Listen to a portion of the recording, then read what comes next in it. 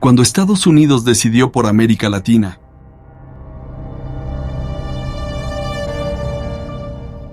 Durante más de un siglo, América Latina ha sido el escenario donde Estados Unidos movió sus piezas con precisión quirúrgica y sin pedir permiso.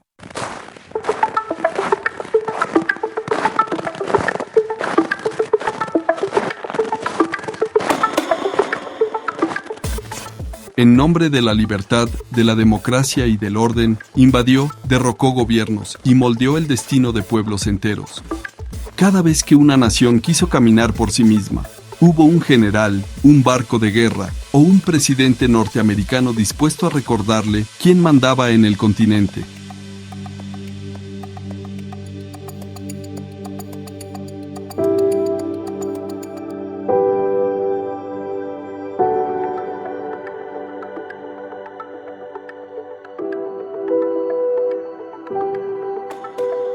Esta es de la historia de las intervenciones que marcaron a fuego la independencia latinoamericana.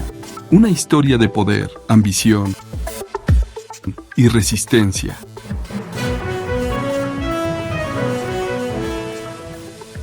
Bienvenidos a Perspectiva Global, un espacio donde hablamos de los temas que otros no se atreven a tocar.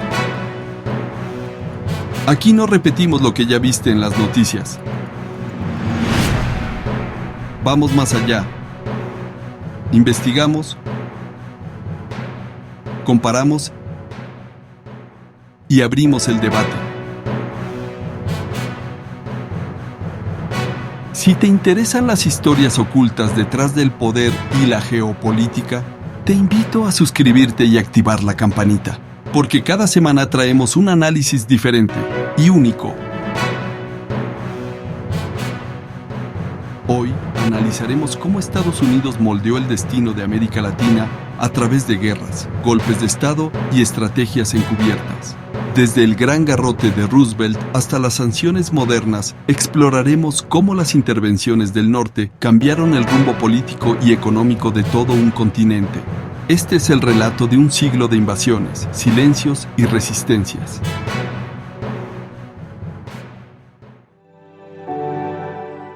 El nacimiento del imperio.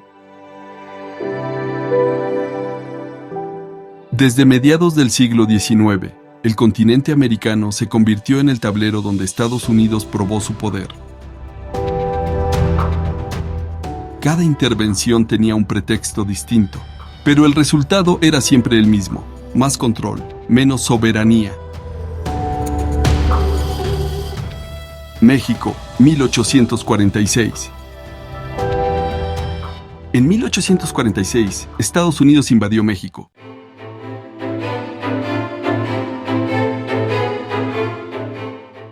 La guerra terminó con la firma del Tratado de Guadalupe Hidalgo, por el cual México perdió más de la mitad de su territorio. Texas, California, Nevada, Utah, Arizona y Nuevo México. Fue el inicio del destino manifiesto, la idea de que América debía pertenecerle al norte.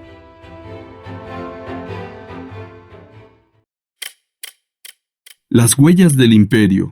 El destino manifiesto. Todo comenzó en 1898. España, un imperio en decadencia, perdió sus últimas colonias ante una potencia que apenas despertaba: los Estados Unidos. Bajo la excusa de liberar a Cuba, Washington envió su flota al Caribe, pero al final, los cubanos cambiaron de amo, no de destino. Estados Unidos ocupó Cuba, se quedó con Puerto Rico y miró hacia Panamá, donde un canal prometía conectar los océanos y dividir al continente.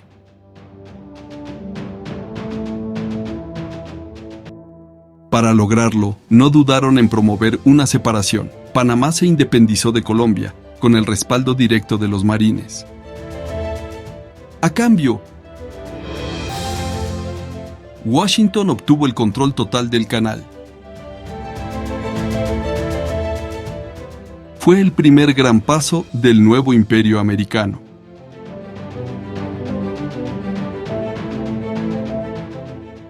El presidente Roosevelt lo dejó claro: Habla suavemente, pero lleva un gran garrote. Ese garrote se convirtió en la política exterior de Estados Unidos durante décadas. Entre 1900 y 1930, los marines desembarcaron en Nicaragua, Haití, República Dominicana, Honduras y México. Los llamaban protectorados, pero en realidad eran ocupaciones. Bancos, ferrocarriles, compañías bananeras y plantaciones pasaron a manos estadounidenses.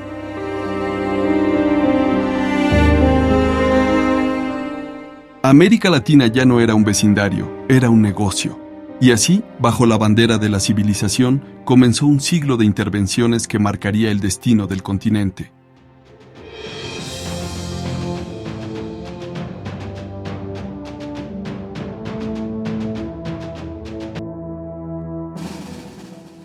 La doctrina Monroe y el patio trasero, 1930-1960.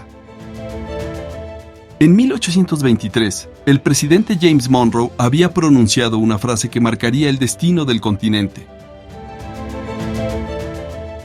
América para los americanos.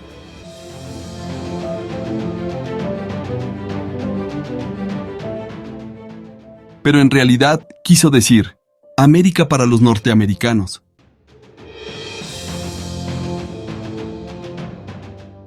Un siglo después, esa doctrina se convirtió en el escudo ideológico de todas las intervenciones de Washington.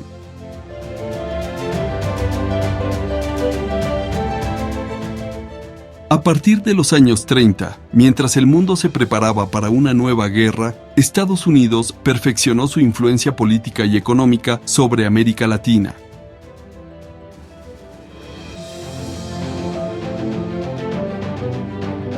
Ya no bastaba con enviar marines, ahora se trataba de controlar gobiernos, empresas y recursos. Y cada vez que surgía un líder que desafiaba esa hegemonía, la respuesta no tardaba.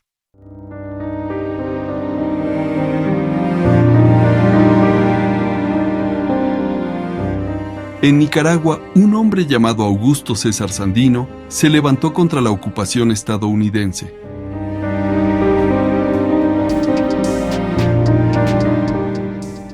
Con un ejército improvisado, enfrentó durante años a los marines que habían invadido su país.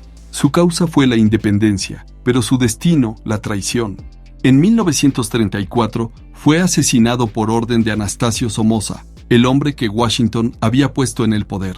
Así nació una dinastía que gobernaría con mano de hierro durante más de 40 años. En Guatemala, 20 años después, la historia se repitió. En 1954, Jacobo Arbenz, un presidente elegido democráticamente, intentó una reforma agraria que afectaba los intereses de una poderosa empresa estadounidense, la United Fruit Company. Washington no lo permitió. Con el apoyo de la CIA, organizó un golpe de Estado que derrocó a Arbenz y devolvió el control económico a las corporaciones norteamericanas. Fue una operación secreta, pero dejó huellas públicas, miles de campesinos perseguidos, líderes sindicales asesinados y un país condenado a décadas de inestabilidad. Todos sabemos cómo han bombardeado y ametrallado ciudades, inmolado a mujeres, niños, ancianos y elementos civiles indefensos. Todos conocemos la hazaña con que han asesinado a los representantes de los trabajadores y de los campesinos en las poblaciones que han ocupado, especialmente en Bananera, donde hicieron una expedición punitiva contra los representantes de los trabajadores. Lo de Bananera fue un acto de venganza de la frutera.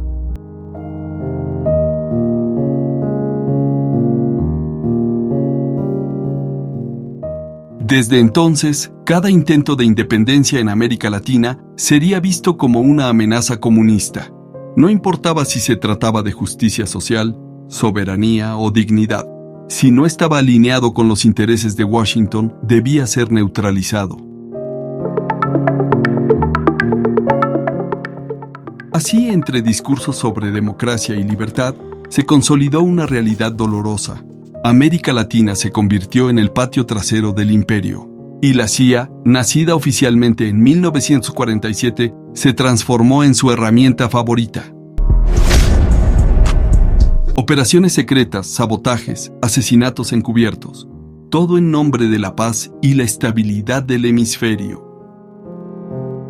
Pero mientras los gobiernos caían, las banderas ondeaban y los discursos hablaban de orden, los pueblos sabían que algo más profundo se estaba perdiendo. La libertad de decidir su propio destino.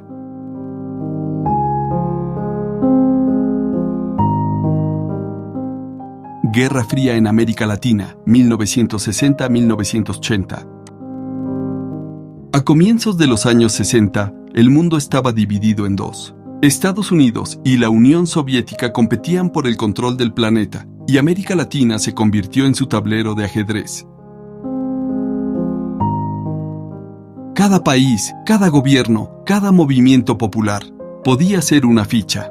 En 1959, la Revolución Cubana encendió una llama que asustó a Washington.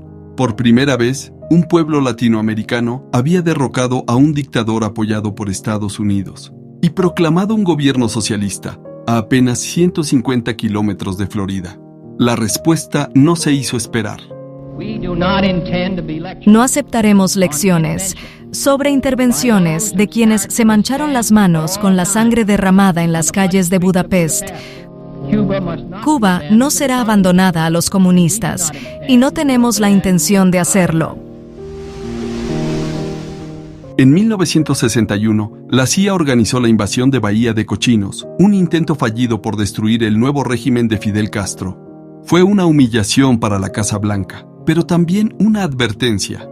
Desde entonces, toda América Latina sería vista como un posible nuevo foco de comunismo.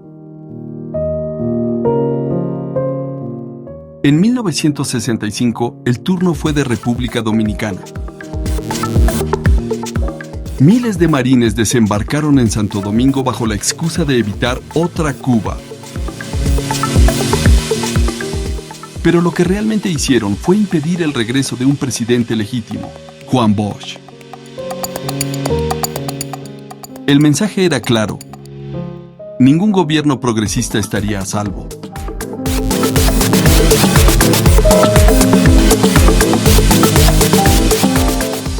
Y en el sur del continente, la historia tomó un giro aún más oscuro.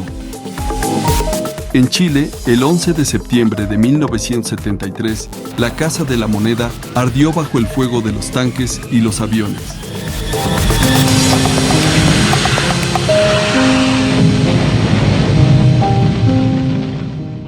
El presidente Salvador Allende, elegido por su pueblo, se negó a rendirse. Murió defendiendo su mandato mientras las fuerzas golpistas, apoyadas por Washington, tomaban el poder.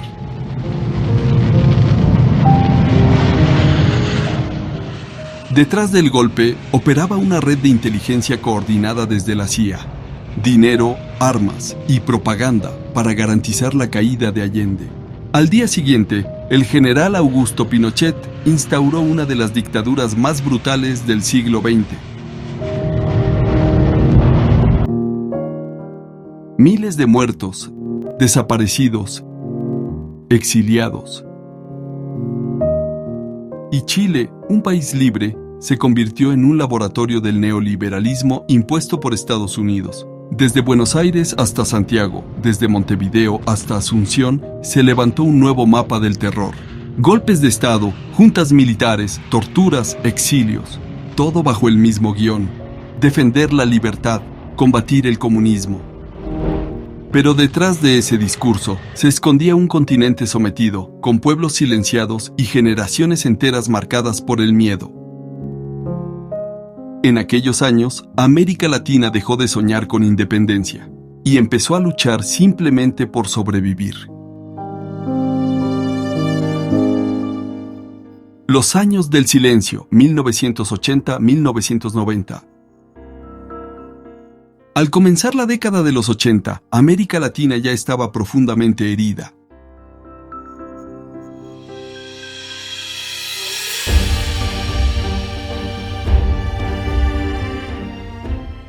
Las dictaduras militares seguían vivas, sostenidas por el miedo y el silencio. ¿Qué pasa, señora? Queremos nuestros hijos, que nos digan dónde están, por lo menos. Mi hijo hoy hace 15 meses. ¿Dónde están los bebés? No, que los ¿Por qué no nos dicen a nosotros si están vivos, si están muertos? ¿Por qué no nos dicen? Si le buscamos eso nada más. Y mientras los pueblos intentaban sanar, Estados Unidos ajustaba sus estrategias. Ya no bastaban los golpes de Estado. Ahora se necesitaban invasiones directas, operaciones encubiertas y guerras por delegación. En 1983, Washington lanzó su primera gran acción militar abierta en el Caribe, la invasión de Granada.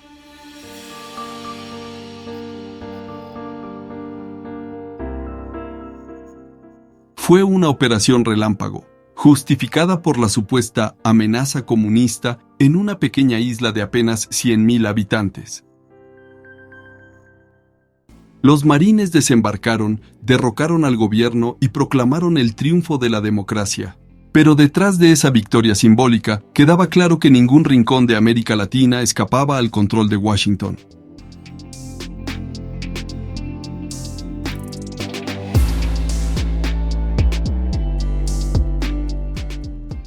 En Nicaragua, mientras tanto, se libraba una guerra diferente.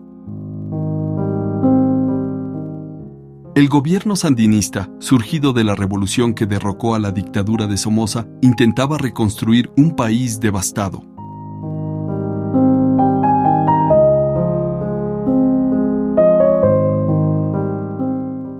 Pero la Casa Blanca no lo permitió. Desde Washington se financió, entrenó y armó a un ejército irregular. La Contra, formada por antiguos militares somocistas y mercenarios.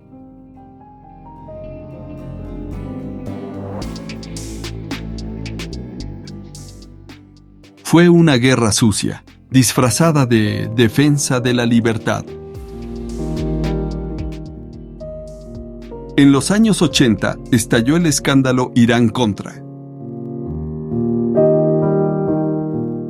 Altos funcionarios del gobierno de Ronald Reagan vendieron armas a Irán en secreto y usaron el dinero para financiar a los contras en Nicaragua. Fue una operación ilegal, sostenida con dinero del narcotráfico y oculta al Congreso de los Estados Unidos. Escándalos como el Irán-Contra revelaron el doble discurso de los Estados Unidos. Armas secretas, drogas, dinero y sangre, todo mezclado en un conflicto que dejó miles de muertos, y al final de la década llegó el episodio más simbólico de todos. Panamá, 1989.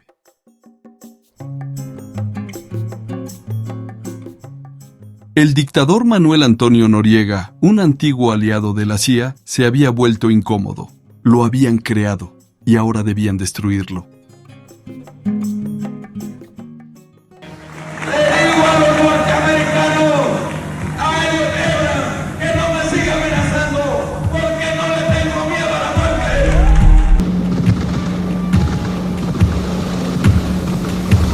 Bajo el nombre de Operación Causa Justa, más de 27,000 soldados estadounidenses invadieron Panamá. El objetivo: capturar a Noriega.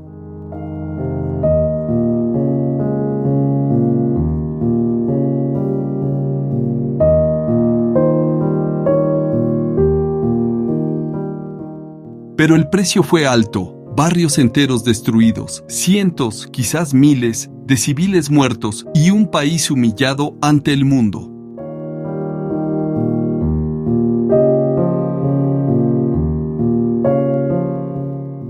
Fue la última gran invasión directa del siglo XX en América Latina.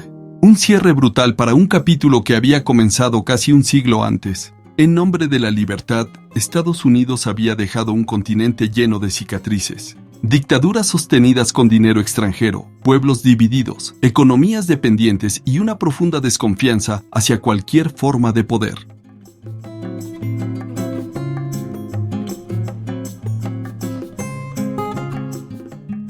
Y mientras en Washington celebraban la caída de un aliado convertido en enemigo, En América Latina solo quedaba el eco de una pregunta que aún resuena. ¿Quién decide realmente el destino de nuestros países?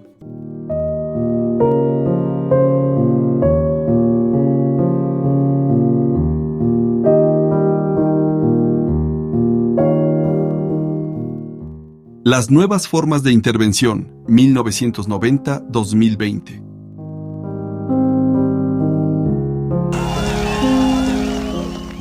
Terminaba la Guerra Fría.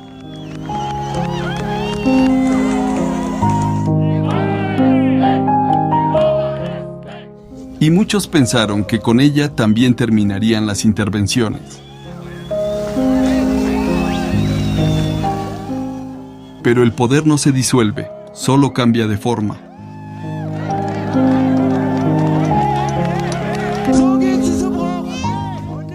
Ya no eran necesarias las tropas. Ahora bastaban los bancos, los tratados y los medios de comunicación. Las nuevas invasiones no llegaban por mar, sino en forma de condicionamientos financieros, sanciones económicas y campañas mediáticas.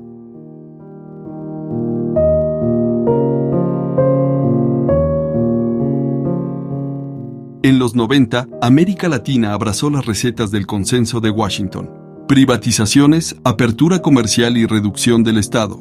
Pero detrás de esa aparente modernización se escondía una nueva dependencia. Las grandes corporaciones tomaron el lugar que antes ocupaban los marines, y los mercados sustituyeron a los cañones como instrumento de presión.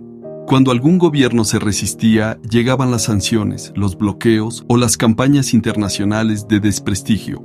En Venezuela, en Cuba, en Bolivia, las tensiones políticas se convirtieron en guerras mediáticas, donde cada palabra pesaba más que una bala.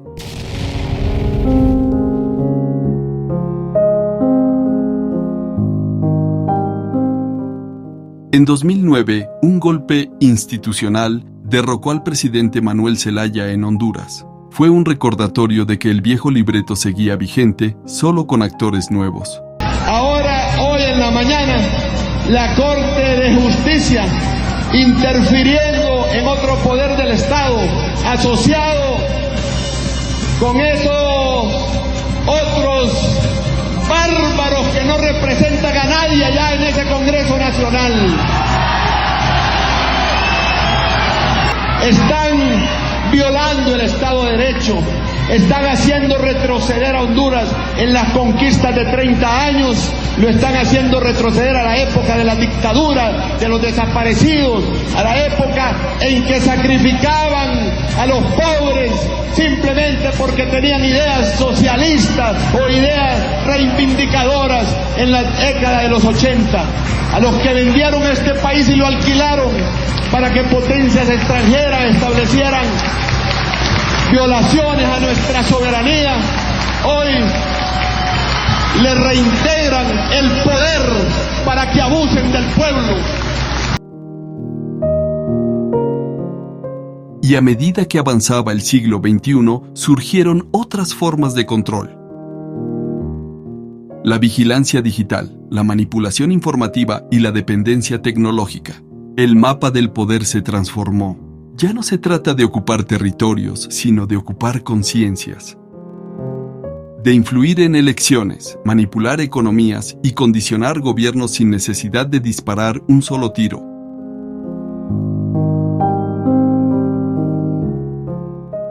Hoy, América Latina sigue siendo un terreno en disputa, pero ya no entre ejércitos, sino entre narrativas, entre la verdad que se vive y la verdad que se impone desde afuera. Así, el viejo garrote de Roosevelt fue reemplazado por el algoritmo y la ocupación militar por la ocupación simbólica. El resultado, sin embargo, sigue siendo el mismo. América Latina aún lucha por decidir su propio destino.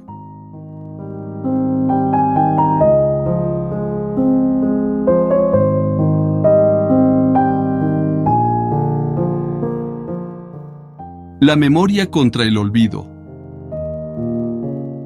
Durante más de un siglo, América Latina ha vivido bajo la sombra de un poder que no pidió y bajo la mirada de un vecino porque siempre quiso decidir por ella. Guerras, golpes, invasiones, sanciones. Cada generación conoció su propia forma de intervención, pero también cada generación dejó una huella de resistencia. En los campos donde cayó Sandino, en las montañas donde pelearon los sandinistas, en los muros de Santiago donde Allende habló por última vez, en los ojos de cada madre que buscó a su hijo desaparecido. Porque la historia de América Latina no es solo una historia de sometimiento, sino también de dignidad, memoria y esperanza.